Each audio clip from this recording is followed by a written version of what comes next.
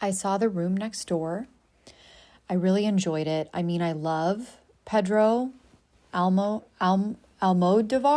I think that's how you pronounce his name, Spanish filmmaker. I watched a lot of his films and studied them in film school. I just love how stylized a lot of his stuff is.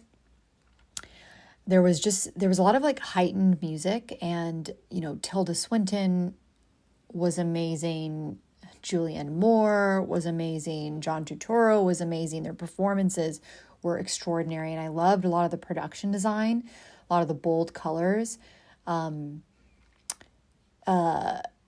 Yeah, it was so, this is just a side note for the film, my experience of the film. I was sitting there and like, no joke, like it just kept having all these like young kids come in late to the movie, 5 minutes late, 10 minutes late, 20 minutes late. But like the movie, not just the credits, 30 minutes late, 45 minutes late. The movie is only, I think, like an hour and 45 minutes long, like 2 hours max. And then I realized when the lights came up at the end, it was like a bunch of young students. There were clearly film students who were probably like told to go there for extra credit to see this film. And they were all just like really annoying and like chatty. And anyway, it was just really funny. I wonder, and I didn't look this up, but I wonder if he wrote the film in Spanish and it was translated from Spanish. Because there was what I really liked, actually really liked the dialogue had a very like heightened sense of language. It was almost like very proper. Even like if you look at the title, The Room Next Door, like that's not an expression that somebody says. Like if I was like, hey, I'll be right next door to you. Like, I don't know. Like nobody says the room next door. Okay, spoiler alert. I want to talk about the actual film and specifics in it. Stop listening to it if you don't want anything ruined. But yeah, like the flashback reference to the film, like in the 50s, like it had this like super cheesy tone, but it was clearly on purpose. And like the beats were really, really great. And there was like this sense of like ominousness to it. Like I think the music, like my husband said this thing where he's like, without the score, this movie wouldn't have made sense.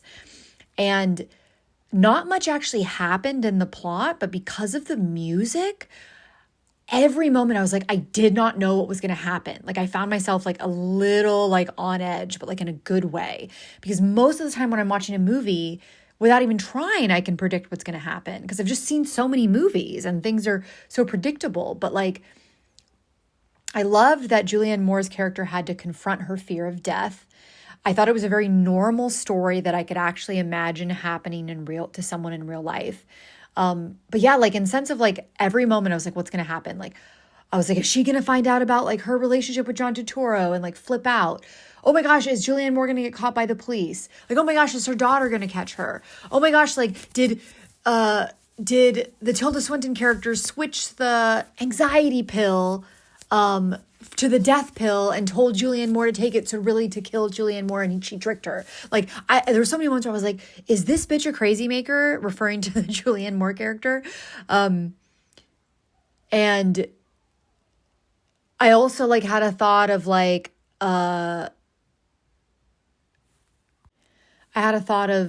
they romantically involved? There was just like, I just really, really loved it. Stimulated me a lot. I really enjoyed it. Always a fan of this filmmaker.